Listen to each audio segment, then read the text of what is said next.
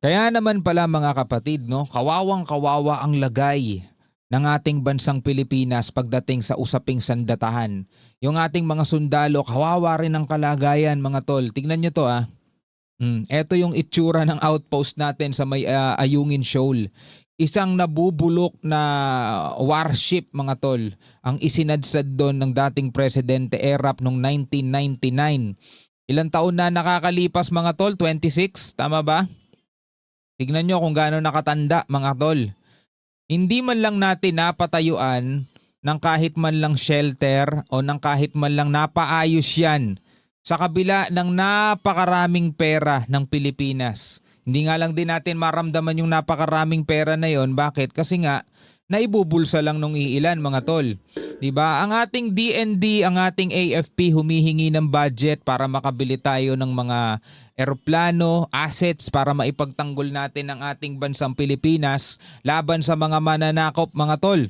Sad to say mga kapatid, minsan kinakaltasan pa yung budget nila, hindi na ibibigay ng buo at inilalaan na lang sa akala natin talagang maayos para yan sa bayan, DPWH o pampagawa ng mga kalsada para sa flood control para hindi na tayo binabaha. Pero tingnan nyo naman kung ano nangyayari. Ngayon, nalaman-laman natin mga tol, yung iba ghost project, yung iba talagang kinukulimbat, yung iba binubuo nga para may masabing nagawa lang pero substandard naman.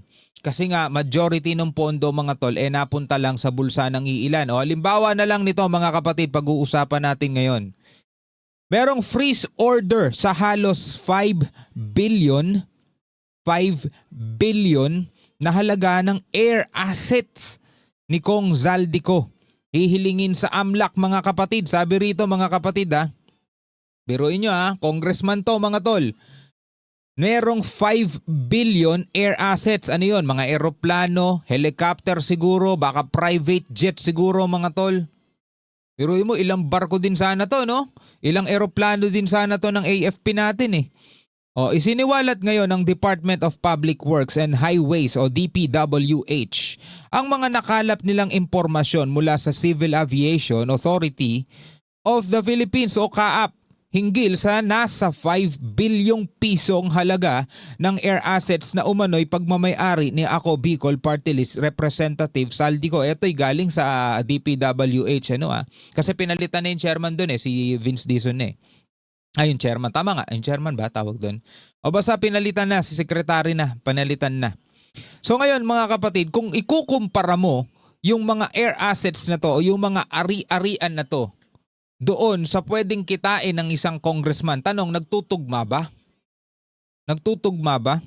Kahit sabihin nating 20 years ka na, 30 years ka na, magkano lang ang sweldo mo bilang congressman, idagdag mo na rin pati yung mga negosyo mo.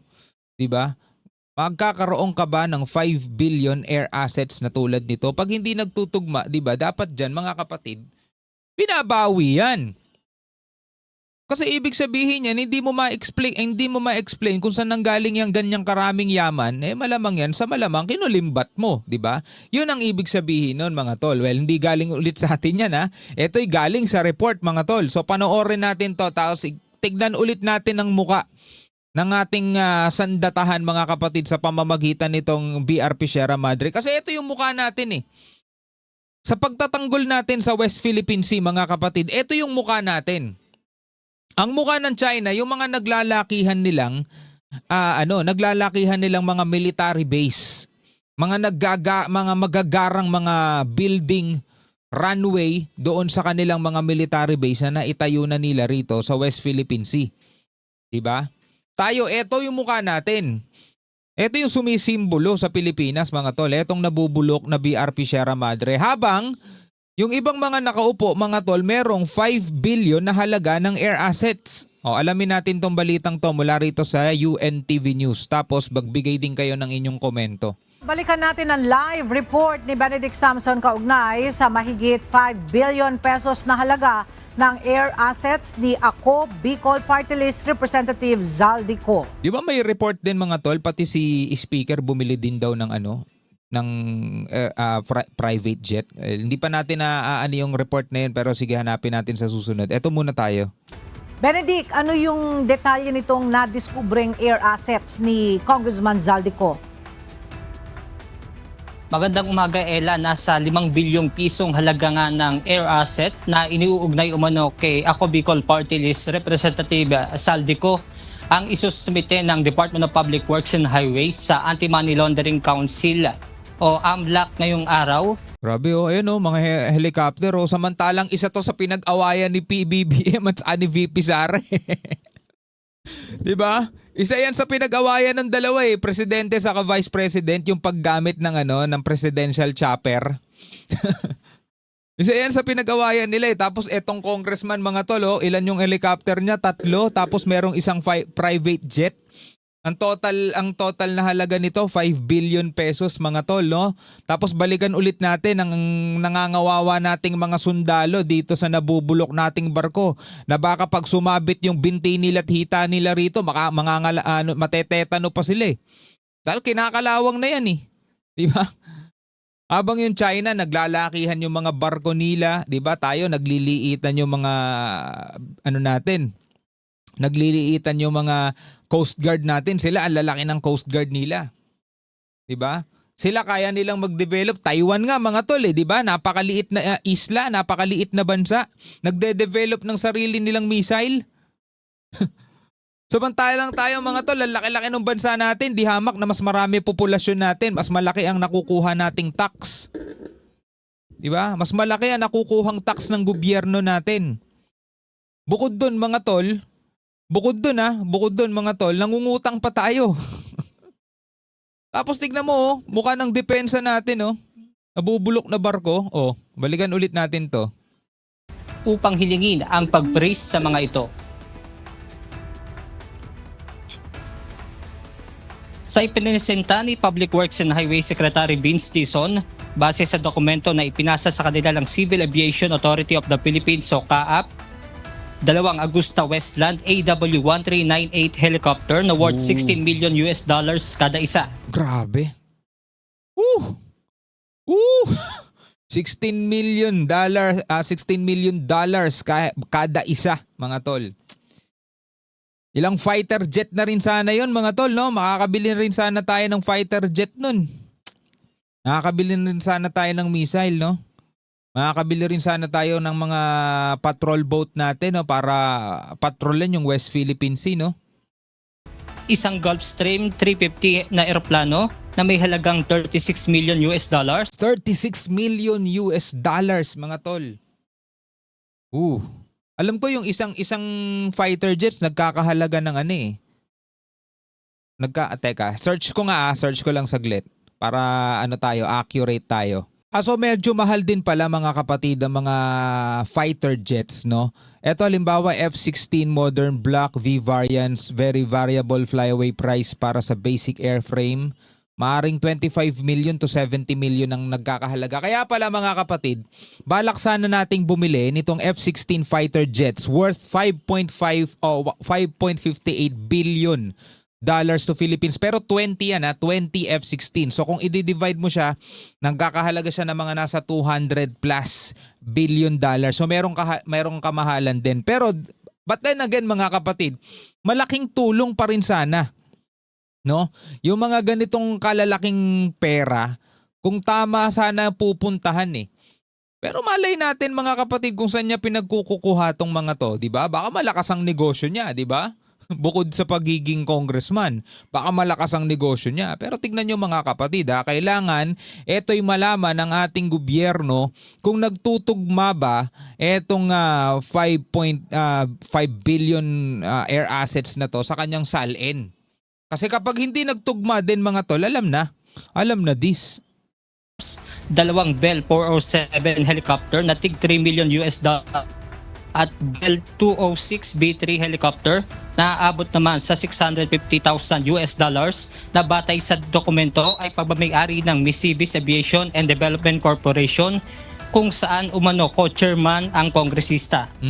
Mayroon ding air asset ang High Tone Construction Development Corporation kung saan iniugnay din si Congressman Ko. Ayon kay DPWH Secretary Vince Dizon, bukod sa AMLAC ay ipapasa rin nila ang mga detalye ng air assets sa Department of Justice at Independent Commission on Infrastructure o ICI. I've already informed Secretary Remulla that these air assets have already been submitted to us by CAAP, and we are forwarding this to DOJ, ICI, and AMLC. Kasi eto mga kapatid, isipin nyo ang sabi-sabi sa mga report, si Zaldico daw ang naglalagay naglalagay ng insertion sa budget. 'Di ba? Mga malalaking halaga, bilyong halaga ng perang kanyang nilalagay doon sa budget, yung budget insertions nga kung tawagin. Pero syempre, merong nag-a-approve diyan. Ang nag-a-approve diyan mga tol, syempre yung speaker. Tapos ipapasa ngayon nila sa presidente kay PBBM at yun naman din ang pipirma para maging batas o national budget na talaga.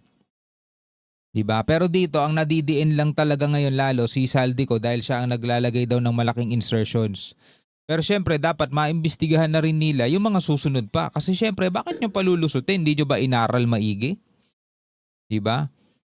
Kaya pag eto hindi talaga naayos ni PBBM, pati siya dawit diyan mga tol. Kasi siya yung pinakahuling pipirma eh. 'Di ba? Siya yung pinakahuling pipirma eh. So, yun lang po. Again, uulitin ko, sabi po ng Pangulo, bawiin lahat ng pera ng ating mga kababayan. Yon, good job kay PBBM. Kung yun ang kanyang ipinag-uutos, bawiin lahat, no? Good job sa kanya. At kasama na po ito doon.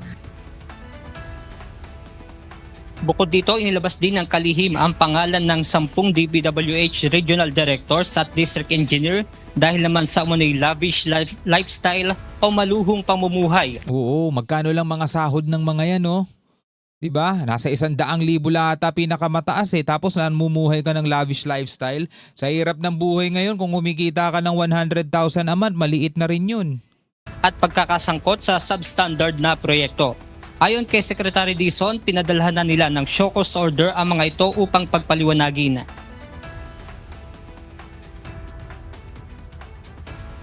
Later on, magagabas kami ng mga Facebook posts nitong dalawang taong to, si R.D. Villa at si Attorney Raya, na maluluhong mga pamumuhay. No, meron pa kami nakita dito na gumagamit pa ng mga chartered airplane, no, Oo. para bumiyahe, no? Ay, grabe. Tapos babalikan ulit natin yung itsura ng ating BRP Sierra Madre. Ako mga tol, mas naaano ko sa mas nakukuha yung simpatsya ko mga tol ng ating mga kasundaluhan kasi buhay nila yung nalalagay sa peligro kapag hinaharas tayo ng China mga tol. Sila yung frontline eh. Sila yung nandiyan sa harap niyan eh. Bukod pa mga tol bukod pa rito sa sandatahan natin, 'di ba? Yung ating mga ospital na kung wala kang pera mga tol, kawawa ka. 'Di ba? Talagang ay nako, kawawa yung mga pasyente. Sa mga estudyante, 'di ba? Kulang na kulang sa classroom, nagsisiksikan sa classroom. May mga building na hindi na natapos, nabubulok na, tinutubuan na ng halaman. Tapos yung ibang engineer namumuhay ng lavish o maluhong pamumuhay. Ay grabe. Ay nako po, kawawa talaga Pilipinas. So, kasama yan, no? We are giving them 5 days to submit their written explanations of the reports that we have received against them, and later on, no, depending on the results of the investigation, appropriate administrative charges will be filed against them. No, and ito yung proseso kasing nakasaad sa civil service law natin. So, Kaya pala hindi natatakot sa atin ng China mga tol kasi alam nila yung tungkol sa mga ganito. Gugulpihin lang talaga tayo nun mga tol. Bugbog tayo dun. Alam ng China eh. Paano kayo papalag sa amin? Di nga kayo makabili ng sarili ninyong mga assets. Paano? Yung mga politiko nyo dyan, kinukulimbat pera nyo tapos papalag kayo sa amin. Diba? Pwedeng sinasabi na ng China yon kasi mga tol, imposibleng hindi nila alam yan. Imposibleng hindi nila alam to mga tol. Alam nila kung anong nangyayari sa Pilipinas. 'Di ba? Alam nila, paano nyo ipagtatanggol ang West Philippine Sea? Paano nyo ipagtatanggol yung sinasabi ninyong soberanya ninyo? mas marami pa nga yung militia vessels namin kaysa sa mga barko ninyo. Diba? Diba? O tapos tignan nyo yung mga engineer. Parang halimbawa yung Bryce Hernandez ba yun? Sumasahod lang ng 70,000 kada buwan. Tapos merong sports car na nagkakahalaga ng ilang milyon. Biruin mo yun. Oh? Tapos ang lakas ng loob natin, no? Ang lakas ng loob ng mga Pilipino. Tirahin nyo na yung China. Wina-water cannon kayo. Puro naman kayo ganyan. Puro naman kayo dakdak lang. Duwag naman kayo. Bombayin nyo na. Imagine nyo mga tol, paano natin papalagan yung China mga tol? Kung tingnan mo naman yung buhay nitong mga pinagkatiwalaan nating maglingkod sa ating lahat Grabe, 3 helicopter tapos merong isang private jet. Tapos eto yung outpost natin, no? Oh. Ay, nako po. Kailangan tayong sumunod dyan. Samantala, inanunso rin ni Secretary Dizon ang kahilingan na pag-freeze sa nasa 500 milyong pisong halaga naman ng mga sasakyan ng ilang opisyal at kawani ng DPWH at private contractor.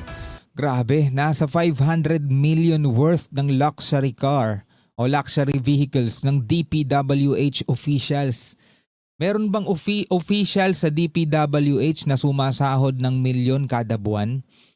Di ba magkano sweldo ng mga yan tapos meron silang mga luxury car. Pag sinabi mong luxury car mga tol, hindi yan bababa ng 5 milyon ang halaga.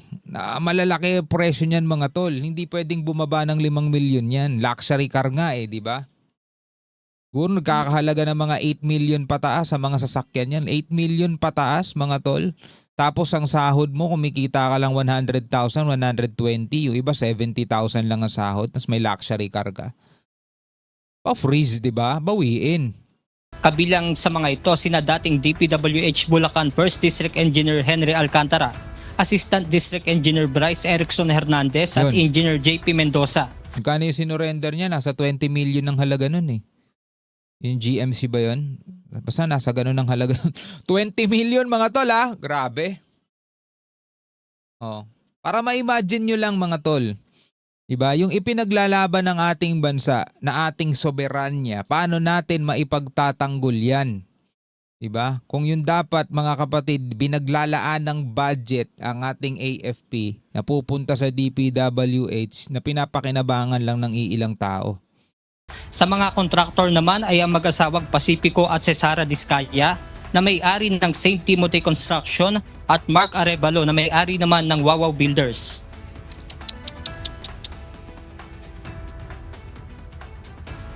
Nagre-request na rin tayo ng freezing. Ibig sabihin nito, hindi pwedeng ibenta. Hindi pwedeng galawin. Kung merong mga kababayan tayo na nakikipag-transaction dito at gustong bumili ng mga sasakyan na ito, dito sa mga taong ito, magdalawang isip na po kayo kasi pati po kayo madadamay dito kapag kayo. binili nyo itong mga assets na ito, itong mga sasakyan na ito. Pero sa tingin nyo ba lahat yan nakapangalan sa kanila? Yung iba dyan mga tol hindi nakapangalan sa kanila. Meron niya mga dummy account. Diba? Para pagkahulihan mga tol. Matatalino tong mga to. Para pag nagkahulihan, ma-freeze lahat ng ari-arian, hindi sila mabubuhay ng mahirap. Meron pa rin yan. Yung iba pwedeng ipinangalan sa mga ganun, dummy account na pwede nilang galawin din. Anyway mga kapatid, bilang mga Pilipino, ano ang inyong masasabi rito? Comment na lamang kayo sa ibaba. Hanggang sa muli, ako nga pala si Shobaldi. Peace out.